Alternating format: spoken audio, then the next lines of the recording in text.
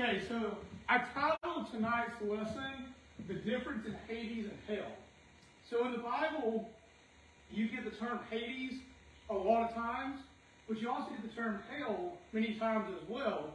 And there's a common line of thinking that these two things are the same. Hades and hell are the exact same place. It's just a different name for it.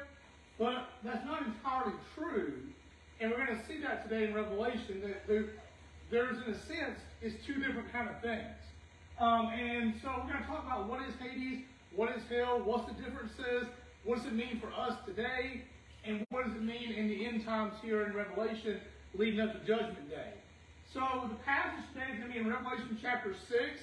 We're talking about seal number 4. So again, we have the scroll, the Lamb is opening. Each seal that's broken reveals a different part leading up to Judgment Day. Seal number 1 was the Antichrist coming to earth, promising peace and unity and restoration. And then you have seal 2 and 3, but all of a sudden, famine comes in seal number 3. In seal number 2, you might remember what happened in seal 2? Seal number 2, you might remember what happened? Warfare breaks out, massive warfare. So the Antichrist comes, promises peace and unity. Boom, warfare happens, the total opposite. Peace gets taken away. Then, amidst all that warfare, then you have famine that affects many people. And if you try to get food, it's very expensive. Inflation's out the roof, things like that are happening during this time. So that's where seal 4 takes place. The world's basically already in chaos, and it's a pretty rough place if you're still alive at this time, which there'll be tons of people still alive. Okay, so seal 4 happens. Let me read it off to you guys in Revelation, and then we'll break it down. This is the last horse, by the way. So if you guys remember in seal 1, 2, and 3, there's a horse that comes in, and there's a rider of each horse. This is the last horse, basically, which is another interesting concept, at least in the seals. Okay. Revelation 6. And it says in verse 7, when he opened the fourth seal, I heard the voice of the fourth living creature saying, come and see. So I looked and behold a pale horse, P-A-L-E, pale horse. And the name of him who sat on it was Death. And Hades followed him. I want you guys to keep that in mind as we go through the lesson. The name of the rider of the horse was Death, and Hades followed Death. Okay? Then it goes, and power was given to them over a fourth of the earth, to kill with sword, with hunger, with death, and by the beasts of the earth. So, what I want you guys to grasp there, and we'll break it down here. Death is the rider. Hades follows him. We don't know, because it tells in the word, if Hades is also riding a horse, or if he's riding on the same horse as Death, but somehow he's following Death. Okay? And they're given power over a fourth of the earth to kill a fourth of the earth. And they can kill them basically by warfare, by famine, which is already going on, and they can kill them by the beasts of the earth. So the beasts of the earth could simply mean the animals that are there, which would be pretty crazy to think about. All of a sudden the animals are turning on humans and attacking humans. Again, this is going to be a pretty terrible scene here. But I want you guys to think about that, a fourth of the earth. So say in this time period, you have 4 million people that are living, and there's probably going to be way more than that. Let's say there's 4 million people, all of a sudden that's 1 million people dead just like that. You know, think about like in our population today, we have billions of people here on earth. If something like that were to happen and a fourth of the people of the entire earth, not just the United States, but the entire earth were wiped away, it would be the biggest tragedy in all of history. Billions of people would die. So I want you guys to think about that. We're over 1 billion people, probably almost 2 billion people would die based on our population today. So a few things here that's important. The pale horse, some translations also say it's like a greenish color, but think about a pale kind of greenish color. Basically the horse resembles a corpse. Somebody is dead. So this whole scene here resembles death is coming. And this is kind of the first horse, although the other 3 also kind of led into it, that really foreshadows Judgment Day. That now there's punishment for those that don't follow God. Because, see, the first horse, you have the Antichrist, but again, the people probably kind of wanted this. You know, the people have been asking for a leader kind of like this. They should realize they didn't really want that because it's going to be worse for them in the end. And so you don't really have necessarily a punishment there.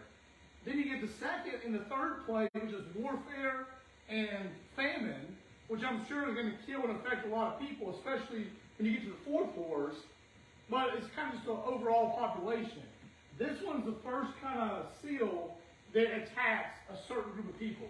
A fourth of the people is going to go after, and it's going to kill them, and basically Hades follows. And we're going to talk about that, but that's kind of the punishment part here. So you're seeing the first kind of acts of punishment for those that don't follow God, and it's all leading up to the final judgment, which is the ultimate punishment for those that don't accept Christ. So I want you guys to think about a few things here.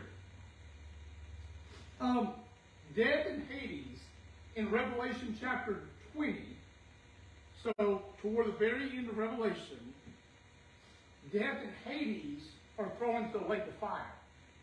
Okay, I want you guys to think about that. At the very end of Revelation, death and Hades are eventually thrown in to the lake of fire.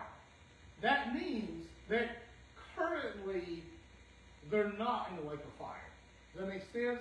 You can't be thrown into something if you're not currently in that. I mean, if you're currently in that. If they're already in the lake of fire, they couldn't be thrown into the lake of fire. So that means there's two separate things. The lake of fire is hell. Okay? The lake of fire is hell. I want you guys to think about that. Now, I need a better marker. Well, we'll have to go with it on thinking about it. So, lake of fire is hell. Hades is a place that immediately follows death, as it shows here in Revelation.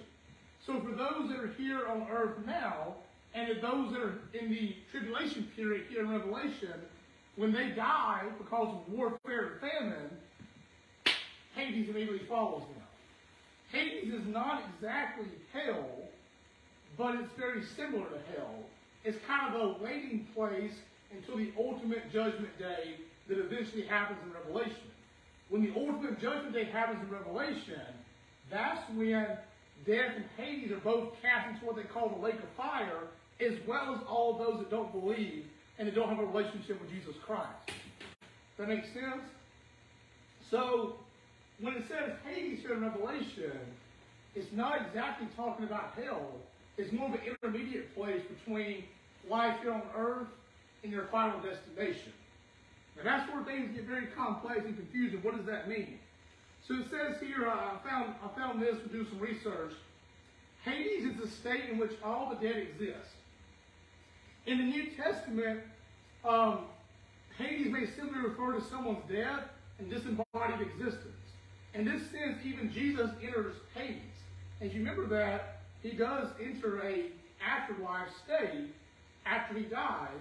He defeats that and then comes up into heaven. Following David's prophecy in Psalm 16:10, Peter interprets the resurrection as God delivering Jesus from Hades, not hell. That's in Acts 2:27 and Acts 2:31. Similarly, Jesus prophesies that the Son of Man will be delivered from the heart of the earth, not necessarily hell, again, the heart of the earth, just as God delivered Jonah from Hades, again, in Matthew 12:40. In both instances, Hades refers to a disembodied existence, not a final destination. Why is that important to think about?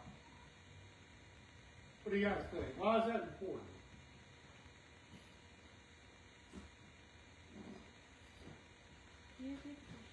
Because think about this, so when Jesus dies, he goes to Hades and defeats that, rises up into heaven. It refers in the Bible that Jonah's going to Hades. It refers in Revelation that those that die in the tribulation go to Hades, and eventually Jonah in the well, out of the fish. We don't know if it's a well or not. Then Hades, it also talks about in the tribulation period, those that die go to Hades, and then eventually, in the final judgment, in the great white throne room, they go to the final destination. So basically what the importance of that is what I'm trying to get you guys to think about is that means that there's a intermediate place somewhere out there. What that place looks like, we don't really know exactly. And now there's things in the Bible that lead us to believe certain things about it and give us some hints, but we don't exactly know. What we do know is until the final judgment day, nobody's actually in their eternal destinations. Because think about this. Think about Satan.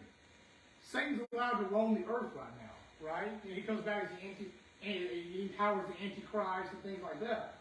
If Satan was bound to hell, he couldn't do that. So right now, Satan has some free range, and he's given even more free range in Revelation. So eventually, when the final judgment day happens, he's cast into the lake of fire, which is the eternal resting place, which is hell for those that are unsaved, and that's his permanent place. He can't leave that place at that point. But think about this, in the final judgment day, everybody goes before God and gives an account for their life. So if everybody was cast into hell that didn't believe in God right now, then they couldn't come out into heaven eventually and give a final judgment. So everybody's kind of in this waiting period, and then you'll see that in seal number 5 as well, for the souls of those that are martyred, that are waiting to eventually give their account to God and be in heaven with Him for all eternity. So I want you guys to think about something else here. Hades is a place where the wicked dead reside, and they are punished in Hades, though. In the parable of the rich man and Lazarus, the rich man experiences torment in Hades. This is the intermediate state for the bodily resurrection and the final judgment that is still in the future. Jesus points out that Hades foreshadows the rich man's final judgment, which will be far worse than the punishment and the torment he's experiencing now. Similarly, Lazarus rests at Abraham's side, connoting the joyous abode of the righteous dead, which is Luke 16:23. So I want you guys to think about this. So all those that died being Christians, they're not going through a tormented part in Hades. There's a difference. Because think about this. What does Jesus say to the man on the cross that says, hey, I'm going to follow you? He says, today you'll be with me in what? Paradise. Now, again, there's a difference there. Paradise and heaven is a little bit different. The paradise part is basically what Jesus is referring to, this intermediate kind of state before final judgment day. So those that are saved, those that put their faith in God here on earth, or Jesus, when they die, they go into this eternal state that's similar to heaven, where you get those kind of joys and those peaceful things that heaven offers, but it's just not the entirety of heaven until judgment day happens and you're actually welcomed into God's kingdom. And which it says in judgment day, Jesus says to those, or God says, well done, my good and faithful servant, enter into my kingdom. Well, if you're already in the kingdom, why would he say that? So you're not going to actually officially enter the kingdom until judgment day. Nobody has their eternal destination set until judgment day. Now, you may already have it set before you get here on earth if you follow Jesus or not, but you're not officially cast there until judgment day, which happens on later in Revelation. It says here the differentiation between the wicked and the righteous dead continues throughout the New Testament. The righteous dead are at home with the Lord, which it says in 2 Corinthians 5:8, or in paradise, which is mentioned several times, or at least in Luke 23:43, or the righteous that follow God, when they die, they're considered in the presence of God, in Revelation 6:9, 7:9, and 14:3. So all throughout Revelation also mentions that. The unrighteous are held in punishment, and wicked angels are imprisoned in this area, a Greek term designating the lowest part of Hades. Jesus' woe, the unrepentant one, will be brought down to Hades is not simply a prophecy of his earthly demands, but his final judgment. Now listen to this. Now here's where it gets a little confusing. I want you guys to really focus in here. Because Jesus has defeated Hades from the work on the cross, in summary, the New Testament affirms that Christ has conquered Hades. While dead believers exist in this state, they are also with the Lord. Again, a similarity to what you're going to experience in heaven. Hades also denotes the vanquished stronghold of Satan's forces, whose end is certain, an intermediate place of punishment for the wicked dead until final judgment. So, what's important to note here is, yes, until final judgment day, you're not set to your final destinations, but who you gave your life to here on earth, and who you live for here on earth, depends on where you're kind of set in Hades here. Because Hades can be a holding place for the torment and the wicked, but also, you know, this other part of Hades, this is paradise, is basically a version of heaven, but just not the entirety of heaven yet. Because until Judgment Day, you don't get into the entirety of heaven. So, I put here, Sheol and Hades. We hear that a lot, Sheol as well in the Bible. Sheol and Hades are not what we normally think of as quote-unquote hell.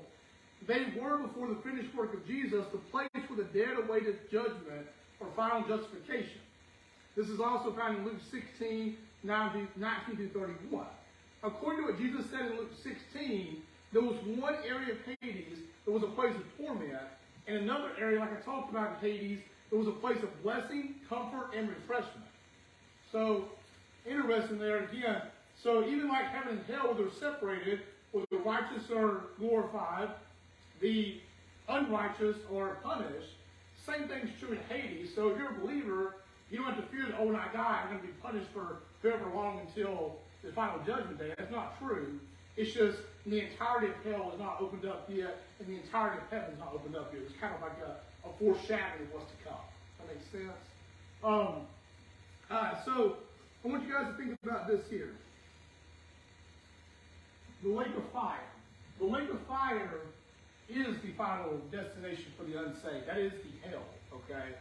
And that's the place where you see, like, you hear in the Bible about all these terrible things that are going to happen there. In Revelation, when we get to the very end of it, it shows the lake of fire being basically unveiled and the first people that are thrown into it. Who do you think the first people that are thrown in the lake of fire are? Yeah, pick somebody. Say, okay, that's a good one. Who else do you think? His demons, okay. Who else during the tribulation period is going to cause the most harm on earth? The Antichrist. So, in the very end of Revelation, the Antichrist, which is called the beast, Satan himself, and then the demons are the first ones thrown into this lake of fire. So it says here in Revelation 19, let me read it off to you guys. Now, I know we're jumping ahead, but this is important to understand this. So in Revelation 19, verses 19 through 20, it says, "And I saw the beast, the kings of the earth, and their armies gathered together to make war against him who sat on a horse and against his army." So we're talking about Jesus Christ here. And then in verse 20 it says, "Then the beast was captured, and with him the false prophet," which is the Antichrist. And then it says, "who worked signs in his presence, by which he deceived those who received the mark of the beast, and those who worshiped his image." Now catch this part here. These two, talking about Satan and the Antichrist, were cast alive into the lake of fire, burning with brimstone. And the rest of the people that were there, the rest of those that followed them, were killed with sword, which proceeded from the mouth of Jesus, who sat on the horse. And all the birds were filled with their flesh. Whoa, terrible scene there. So, basically, yeah, Satan, the Antichrist, thrown into the lake of fire. And then, when the final judgment day happens, all the demons, and then all those that died in the tribulation period, are also then thrown into the lake of fire as well. Pretty scary to think about, but it's also something that should motivate you to make sure you're living the right way today, and you have a right relationship with the Lord, because we know eventually this day is coming. This is also, here's what I also want you guys to think about here. In seal number 5, you're going to get people that have died living for God. Those that are martyred. You know, have you ever heard the term martyr? That basically means somebody that died doing God's work. Maybe they were preaching the gospel in a remote area and somebody killed them for that, or they stood up for their faith and they died because of it in some way or another. These are like martyred Christians. In seal number 5, you're going to see that their souls are under the throne of God, the altar of God. Again, a very odd scene, but kind of cool too. So their souls are underneath there, and they're begging God, like, God, when can we just be with you forever? When is our time coming? And God basically tells them, wait a little bit longer. Everybody else has to die off first, but when Judgment Day comes, it's all going to be worth it in the end. So he basically tells these people, hey, look, you might have died for me here on earth, and you went through a lot of crazy things because the earth is not following me, but I promise you, one day it's all going to be worth it, because for the rest of eternity, you're going to be with me in heaven and have all the things that heaven offers, while they're going to be cast into the lake of fire and be forever separated from me in torment. And so it's an encouragement for us believers today, say no matter how rough life gets here on earth, no matter what we have to go through here, it's only so much time until, God does get his revenge. And those that are living lives they shouldn't live, those that are trying to kill Christians and doing things that against the Bible, that don't ever give their lives to Christ, and that are already unsaved, their day of judgment is coming. And so is your day of judgment. So if your day of judgment, if you're living the right way, you're doing things for God, and you feel like it's just never paying off, eventually it will pay off. Because eventually you're going to sit in front of God's throne, you're going to answer for your life. He's going to say, well done, my good and faithful servant. You'll get rewards in heaven that far outweigh anything on earth that lasts for all eternity. It'll be way, way better than anything here on earth. And God will reward you. And you'll be blessed beyond measure for all eternity in heaven. And so this is it's a scary thing for those who don't have a relationship with God to hear this in Revelation, that this Hades place is this waiting period of torment before the eventual final torment in the lake of fire, and how, eventually Jesus is going to win, and so there's no hope for those that are unsaved. That's a pretty scary thing to think about, but it also should encourage you to give your life to Christ and begin that relationship with Him, knowing that through that, you don't have to go through all of that. You don't have to go through that waiting period of torment and that eternal destination in hell, because Jesus has defeated that. He's given you a hope.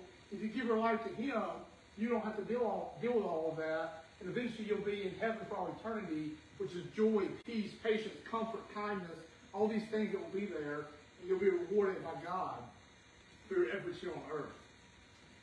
So I want you guys to kind of conclude with this here. And it's in Revelation 20, verses 11 through 15. And this is considered the judgment before the great white throne. Okay? Listen to this here. This is actually right from the Bible. It says, then I saw a great white throne, in Him who was seated on it.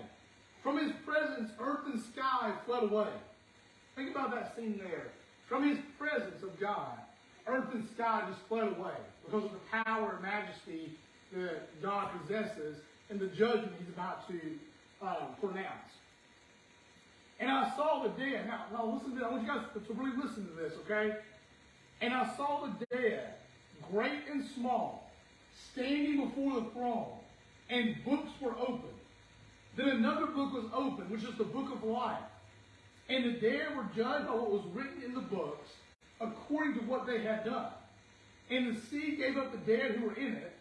Death and Hades, now listen, in Revelation 20, death and Hades gave up the dead who were in them, and they were judged, each one of them according to what they had done. Now catch this again. In Revelation 20, in the final judgment, all those who had died on earth are brought up before God. All those who were in Hades are brought up before God. That makes sense? So you have all these millions of people in Hades here, billions of people. They're all brought up before God. And all those who just died in the tribulation and all that are brought up before God. So everybody now is standing before God. All these books are open, and the book of life is open. And it says here, then death and Hades were thrown into the lake of fire. This is the second death, the lake of fire. So this is the eternal punishment here, the one that they will forever stay in. And if anyone's name was not found written in the book of life, he was thrown into the lake of fire as well. So this is where the final judgment happens. And then again, if your name is written in the book of life, you're welcome into God's kingdom for all eternity. So I want you guys to just think about that today. Where is your life at today? If Judgment Day were to happen today, and you were to stand in front of God's throne, would you be in the book of life? How would your life pan out? How would God what would God say about your life? Because maybe right now you're living the way you're getting away with it, and you're doing things that aren't right, and there's not a whole lot of consequences for you. And you feel like I'm doing pretty well getting away with this stuff. But just like again, seal 5 that we'll see later, eventually judgment's coming to those people. And judgment's coming to all of us. Judgment's coming to me. So how you live your life today does matter. Even if you're a Christian, and you know that one day you're going to be in heaven, how you live your life today still matters for what kind of reward you're going to get in heaven. What is God going to say about you during Judgment Day? How is that going to go? You know, what kind of account you have to give for your life. So the way you live your life today matters. So are you living it for God? Because when you get to Judgment Day, it's too late then. Whatever you have done, it says that what they have done. So past tense. What you've done in the past at that point is the only thing that matters. So we pray for us here and we'll take some questions. Lord, thank you for showing us, God, that you are the great judge. We are to be judged by our actions. We also have a hope, God, knowing that if we put our faith and trust in you, in your Son Jesus, that no matter how bad this world gets, no matter what persecution we go through here, we know that one day Judgment Day is coming, God. And that if we live for you, we gave our life to your Son Jesus, we're going to be forever cast into heaven, God, to be with you for eternity. A place of no more weeping, no more pain, no more sorrow, and joy forever. Let us honor and glorify you, God, and lead others to do the same. And then we pray. Amen. Let me pause this real quick, and then we're going to